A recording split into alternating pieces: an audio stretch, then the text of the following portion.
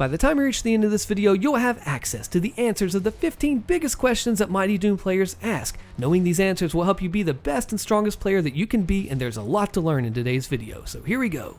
Question number 1, when will we get new updates or dev communication? Okay, so we know each season runs 28 days and starts on the first day of the month, so we have a few downtime days from like the 29th, 30th, and so on, to where we don't have a season and the new one begins. That we do know.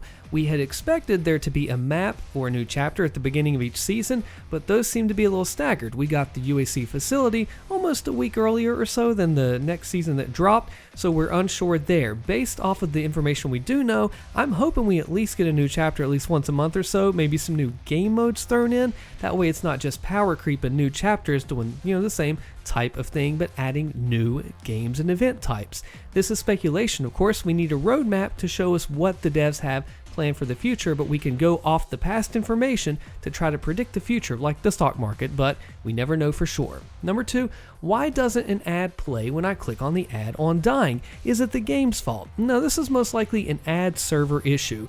So when this pops up here and the game says, do you want to use this ad? You click yes. It sends a signal to say, hey, let's pull down an ad from the server and let's play it for this person.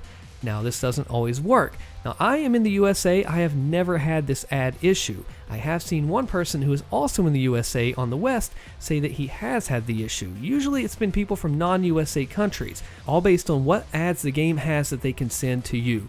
Ideally, you could see before you actually click the button if it's going to work or not, but it waits to pull that down after you click the button.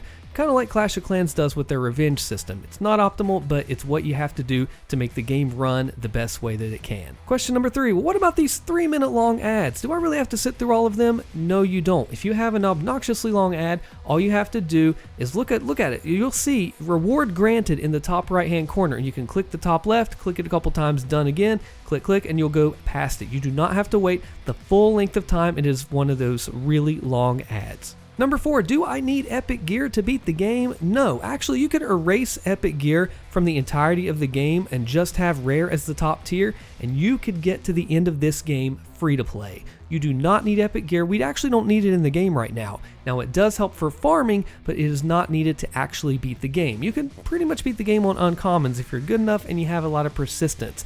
In fact, Chapter 8, especially before the Flame Belch nerf, was able to be beaten by level 1 commons, called the bare bones speedrunning tier. And tying in with that, number 5, can you be free to play and still have fun in this game? So it all depends on your goals. You can be free to play, beat all 10 chapters, do everything that the game has for you, all the events. However, if your goal is to just collect all the epics and max them all out, you're not going to be able to do that free to play. Highly doubt that. So yes, you can be free to play and still enjoy the game, it just depends on what your goals are. Number 6, what is the best setup for damage? Well, technically, you would use the Hellfire Slayer fully upgraded for the 20%. You'd use like a plasma rifle or whatever was the best weapon, assuming that the other weapons don't do more than 20%, which they won't. You would have UAC gear on, you probably even have a crit damage helmet. You would be doing all of these things to maximize it, but honestly the Marauder is probably the best overall. Hellfire gives 20% fully upgraded of elemental damage to a weakness. Marauder gives 10% while moving. He would be the one that you would go with in your day-to-day. Use the UAC gear, the Gauss, the heavy cannon, that whole setup. Number 7, is the Flame Belch worth it now? What's the best launcher? So pre-Flame Belch nerf, it was actually by far and large the best. Now I see the meta as mostly Acid Spit because that 10% debuff that it gives for the 5 seconds or 7 seconds when upgraded coincides with the 7-second launcher time cooldown to actually shoot it, is just like a damage boost, which is nice to have, especially geared up with the Marauder. Now the arc grenade does 30% less on the enemy's offense. Curious to know how that stacks up with the plasma, by the way. So typically the arc is not the meta that you see used, but the acid is for the damage resistance and the damage it does firing across the map as well. Should I use uncommon this if I have rare that, or any other tier really? So for the most part, yes, you do want to use the higher tier, nearly in all situations. Now I'd say nearly, because I was actually talking to someone in Discord who has an epic chainsaw. And being the chainsaw is not that great, you can use it 6 seconds to get around out of sticky situations like the UAC facility Cyber Mancubus. I would take a rare BFG over an epic chainsaw. I would take a rare anything over an epic burst rifle. So it really depends on the weapon. If it's one of the lower tier, not as good weapons, you can generally go with one of the best of a slightly under tier. So for example, the burst rifle example there. But typically, if you have a worse set of boots and yet they are epic, and you have a better quote-unquote boot that is rare, you're going to want to go with those epic boots, because while they may not have the stat boost that you want them to have in their passive ability, you have to realize the scaling, and this is in our Discord if you want to see the chart that was put together by Slig, is insane. 3.2 times better is what epic is than rare. The rare chest plate goes from like 5100, 5300 max health. The epic goes to almost 17,000. So yes, it is better to run 80 epic boots and 1 rare chest. It is that insane, and why you should almost always go higher tier over the other, depending on the situation. Number 9, is the Marauder Slayer worth it? Well, here's the thing about him. His special ability gives him more dodge, which is defense, which is awesome while you're moving. You can pair that up with armors, or you get 10% more damage fully upgraded while moving, which is like a damage boost. But I would actually argue it's better, because you are starting with a higher baseline. The way I'm thinking in my head, and someone tell me if I'm wrong, since you get those damage boosts and they are 5 and 10% bonuses on top of your base, if you start with a higher base, you will have more damage. Either way you cut it, Marauder is a pretty solid buy if you like moving around. If you play burst rifle or chain gun or something that sits still, well, technically a chain gun doesn't have to sit still, then he might not be as good of a play. I still like Classic and Marauder. They're probably my most 2 used, but we'll talk about more Slayers here in a second, like Gold, that we need to talk about. Number 10, where do I farm for this item or that item? Well, the way we currently have it, as we don't really have any data mined data, we know what we are finding from the community. And it appears that as long as you have unlocked the item from completing the chapter and says this is now your possible loot, any chapter will drop it equally. So there's no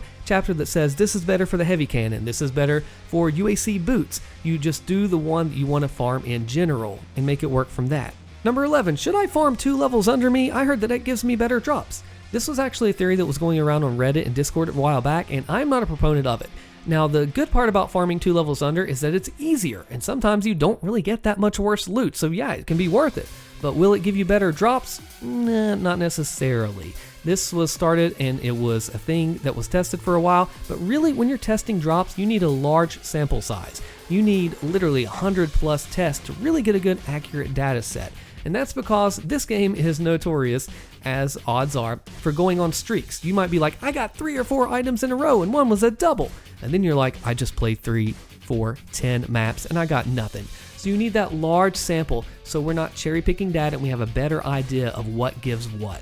I think that your best level is fine. You don't need to go to under. Could I be wrong? Hey, you never know, but this is what I'm going with. Number 12, wait, do these higher chapters have better drop rates? Now, typically I'd come in here saying, you know what, no, all the items are the same, it doesn't matter. I've seen good people get good things from Necroval, from UAC Facility, from Heck on Earth 2. However, there is a very smart Redditor spreadsheet enjoyer who does say that with these recent updates and such, which actually haven't had anything put in the patch notes to talk about reducing the drops, saying that yeah, you actually do get better, just very sharply %, and I'll link actually this in the description if you want to check it out, like 20% drop rate from Necroval, 40% from Hell on Earth, but then Hell on Earth is now 20%. We have all this test and data, but really until we have concrete numbers that we have seen, we can't say for sure. I'm just going to go with the best levels that I want to farm. Try it for yourself, see what you get, see what you like, and go with that. But I'm just going to do the best level that I can that fits what I want to do. But which level is that? Number 13. Okay, so we went all over this, so which level is actually best? The best level you can farm is the best one that you can fight, and it depends on your goals. Let me give you my example. I have max epics, I can farm whatever level. Now I don't do chapter 10. Normally I would, but the loot for some reason is worse there. Even if though it was buffed, other levels were nerfed. So that's really just out of the picture. 10's not a good chapter to farm. Number 9, Hell on Earth 2 is probably the best chapter to farm. I can blaze through it pretty well, it gives good loot, and you know, hey, why not? That's the best. Number 8, chapter 8 is actually really good too. It's even easier, it's not much shorter because at a certain point, once you get all this power in, you still have to go through all the menus the same and all that's the same. You're not really clearing the rooms too much faster. I can pretty much AFK chapter 8, but I can't exactly do it on 9. However, the loot is not that much worse in 8, so it's a toss-up. Each has its perks and cons. Do I want to do a little bit more active play for a little bit more, less loot? Yeah, if I want to, that's fine. Either way works. If you're someone who's not fully maxed out, then you are going to have a more severe difference in 8 and 9 to what's best. 8's really good, 9 is too, just depends on how active you feel like playing and where your gear is. Number 14, should I still glory kill even though I'm full health? And the answer to that is yes. Here is why. But, there's also a but. So when you do the glory kill, the health drops out on the level for the duration of that map till you're done with it, then it all collects up into your Slayer. So yes, even if you're full, glory kill for later. Leave some there. Hey, maybe you're going to get hurt, maybe you can run around and pick it up again. It's always nice. Or you also get iframes or invulnerability frames, invincibility frames whenever you do the glory kill, so you are able to get yourself just a brief moment of not getting hurt. That can also put you in a bad situation if you glory kill in a big old pack of enemies, especially without, say, the Exulsion boots that knock them all back, or explosive glory kill that knocks them all back, even though those boots suck. For the most part, yes, you should. It used to be that the ultimate charge would be more from glory kills, very much so for like pinkies. Now that doesn't seem to be the case, but you can't go wrong with GKs. They're nice to do to give you some breathing room and some free extra health. Number 15, which order should I upgrade my gear in? Well, lucky for you, I have an entire video telling you which is best to upgrade and which you should avoid. So click the video on your screen so you get all of that knowledge there for you to help you become a stronger Slayer, and I'll see you in our Discord for more hints and tips.